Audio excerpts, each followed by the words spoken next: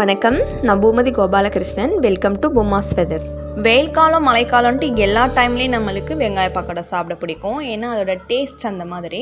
இந்த வெயிலை யூஸ் பண்ணி நம்ம வெங்காய கில்லு வடகம் ரெடி பண்ணி வச்சிட்டோன்னா நம்மளுக்கு ரைஸ் கூட சாப்பிட்றப்பையும் சரி, ஈவினிங் டீ டைமில் கூடயும் சாப்பிட்றப்போ நல்லா பக்கோடா போல் ரொம்ப டேஸ்ட்டாக இருக்குங்க. வாங்க எப்படி ரொம்ப ஈஸியான மெத்தடில் செய்யலான்னு பார்க்கலாம்.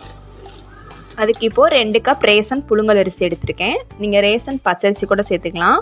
சாப்பாடு அரிசி இதுக்கு கரெக்டாக இருக்காது. நீங்கள் கடையில் வாங்குறதா இருந்தால் மாவு அரிசியான்னு கேட்டு வாங்கிக்கோங்க. தண்ணி ஊற்றி ஒரு 4-5 தடவை வாஷ் பண்ணிக்கோங்க. 1 கப் ரைஸ்க்கு 4 கப் தண்ணி சேர்க்கணும். நான் 2 கப் எடுத்துருக்கிறதுனால 8 கப் சேர்த்துக்கிறேன். 1/2 டேபிள் ஸ்பூன் உப்பும் சேர்த்துட்டு அப்படியே ஒரு 1/2 hour இதை ஊற விட்டுடுங்க. இப்போது நல்லா ஊறிடுச்சு. இதை அப்படியே எடுத்து நம்ம சாப்பாடு வைக்கிற மாதிரி வச்சுக்க போகிறோம். இப்போது பெல்ட் போட்டுட்டு ஒரு 8லேருந்து 10 விசில் வரைக்கும் வச்சுக்கோங்க. ஹை ஃப்ளேம்லேயே வச்சுக்கலாம். நம்ம நிறைய தண்ணி ஊற்றிருக்கோம். So no ஒரிஸ். ஒரு 10 விசில் வரைக்கும் கூட வச்சுக்கோங்க.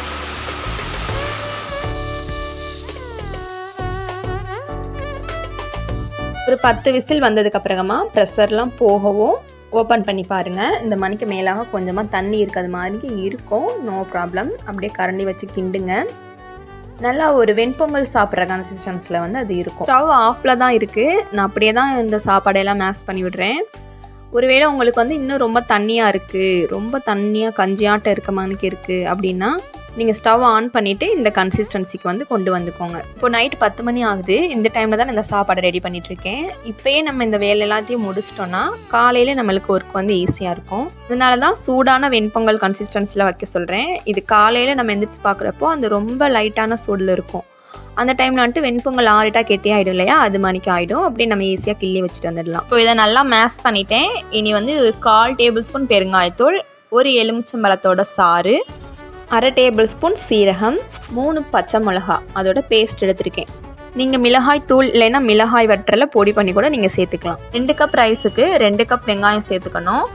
ஆனால் நான் இப்போ வெங்காயம் போடாமல் தான் கிண்டிகிட்ருக்கேன். எதுக்குன்னா இப்போ நான் 2 விதமாக செஞ்சு காட்ட போகிறேன். ஒன்று வெள்ளை வெங்காயத்துலேயும், இன்னொன்று நம்ம நார்மலாக பயன்படுத்துகிற பிங்க் வெங்காயத்துலேயும் செஞ்சு காட்ட போகிறேன்.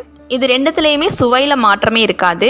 ஆனால் விலை மாற்றம் இருக்குது, சத்துக்களில் மாற்றம் இருக்குது. வெள்ளை வெங்காயம் முன்ன காஸ்ட்லியாக இருந்தாலும் இப்போ நம்ம பிங்க் வெங்காயத்தை காட்டிலும் ரேட் கம்மியாக தான் இருக்குது. அதுவும் இல்லாமல் அதில் தான் நிறைய சத்துகள் இருக்குது. அதனால் நம்ம ஏதாவது ஒரு வகையில் இந்த வெள்ளை வெங்காயத்தை பயன்படுத்த பார்க்கலாம். 2 வெங்காயம் வச்சு செஞ்சு காட்டுறதுனால ஒரு பவுலில் மாற்றிக்கிறேன். இப்போ பாதி அளவு மாற்றிட்டு ஒரு இதில் வெள்ளை வெங்காயத்தையும் இன்னொரு இதில் பிங்க் வெங்காயத்தையும் ஒரு கப் நியர்பை இருக்கும். இதை நான் சேர்த்துக்கிறேன். இப்போ இந்த கிண்ணத்தில் நான் வெள்ளை வெங்காயத்தை கட் பண்ணி சேர்த்துக்கிறேன். நல்லா இந்த மாதிரி உதுத்து விட்டு சேர்த்துக்கோங்க. இதே போல் இந்த சைடும் பிங்க் வெங்காயத்தை சேர்த்துட்டு 2ஐயும் நல்லா மிக்ஸ் பண்ணி விட்டுக்கோங்க. நீங்கள் ஏதாவது ஒரு வெங்காயத்தில் தான் சேர்க்க போகிறீங்க அப்படின்னா நீங்கள் அந்த டைம்லேயே நம்ம சீரகம் எலுமிச்சம்பழ சாரெலாம் போட்டோம் இல்லையா, அந்த டைம்லேயே நீங்கள் வெங்காயத்தை போட்டு நல்லா மிக்ஸ் பண்ணிவிடுங்க. இப்போ 2ஐயும் மிக்ஸ் பண்ணிவிட்டேன். இப்போது இந்த இது சூட்டிலே இருக்கணும் அப்படின்றதுனால இந்த கிண்ணத்தையும் எடுத்து நான் குக்கருக்குள்ளேயே வச்சுட்டு அப்படியே குக்கரை மூடி வெயிட் போட்டுற போகிறேன். இன்னும் நம்ம அடுப்பில் வைக்க தேவையில்லை. இந்த சூட்லேயே இருந்தாலேவும் காலையில் இளம் சூடுக்கு வந்துடும். நம்ம அப்படியே எடுத்து கிள்ளி வச்சிடலாம். இதை வெங்காயம் போடாமலே கூட நம்ம அப்படியே கிள்ளி வச்சு வத்தல் செய்யலாம். அப்படி செஞ்சோன்னா நம்ம பழைய சாதத்தில் செய்வோம் இல்லையா, அந்த மாதிரியான ஒரு கிள்ளை வத்தல் கிடைக்கும். இல்லைன்னா நீங்கள் இந்த மாதிரி பாதி பவுல் வெங்காயம் ஃபில் பண்ணிவிட்டு மிக்ஸ் பண்ணிவிட்டு மித்த பாதியை நீங்கள் அந்த மாதிரி ட்ரை பண்ணலாம். மறுநாள் காலையில் ஒரு 6:15 போல் ஆகுது. இந்த டைமில் பார்த்தாலும் நல்லா இளம் சூட்லேயே தான் இருக்குது. இப்போ அழகாக மேலே எடுத்துகிட்டு வந்துட்டேன். நல்லா பார்த்தீங்கன்னா எல்லாம் இறுகிடுச்சு. நல்லா தோண்டி எடுக்கிறது போல் வந்திருக்கு. இப்படி இருந்துச்சுன்னா நம்மளுக்கு கிள்ளு வத்தல் கிள்றதுக்கு நல்லா வசதியாக இருக்கும். ஸோ வெயிலெல்லாம் திட்டாமல் இந்த மணிக்கு காலை கதிரோட அழகை ரசிச்சுட்டே நம்ம வச்சுட்டு வந்துடலாங்க.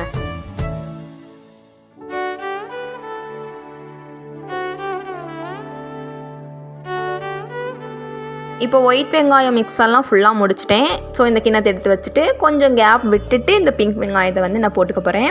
உங்களுக்கு டிஃப்ரெண்ட் காட்டணும் இல்லையா, கலர் டிஃப்ரெண்ட், அதுக்காக தான். இந்த மாதிரி நல்லா அப்படியே க்ளோஸ் பண்ணி வச்சுட்டு வந்துடுங்க. இப்போ ஈவினிங் ஆகிடுச்சு, எடுத்துகிட்டு வந்துட்டேன். இது நல்லா தண்ணி தெளித்து இதை எடுத்து வச்சுக்க போகிறோம். அந்த வெள்ளை வெங்காயம் மிக்ஸ் கம்மியாக இருந்ததுனால ஒரு சின்ன ட்ரேவும் பிங்க் வெங்காயத்துக்கு ஒரு பெரிய ட்ரேவும் வச்சுருக்கேன். ஃபுல்லாக தண்ணி தெளிச்சுட்டு இந்த மணிக்கு நீங்கள் எடுத்துக்கோங்க. ரொம்ப ஈஸியாக வந்துடும். இதுக்கப்புறமா ஒரு 3 நாளுக்கு நல்லா மேலே கொண்டு போய் வச்சு வெயிலில் காய வச்சு எடுத்துகிட்டு வந்துடுங்க. நல்லா காஞ்சிடுச்சு.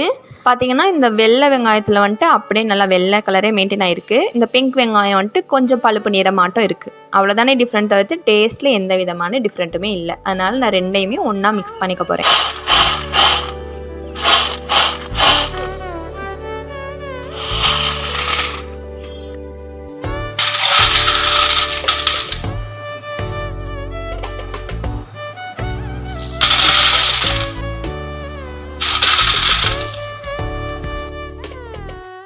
இப்போ பொரிக்கலாமா? லோ ஃப்ளேம் வச்சுட்டு பொரிச்சிக்கோங்க.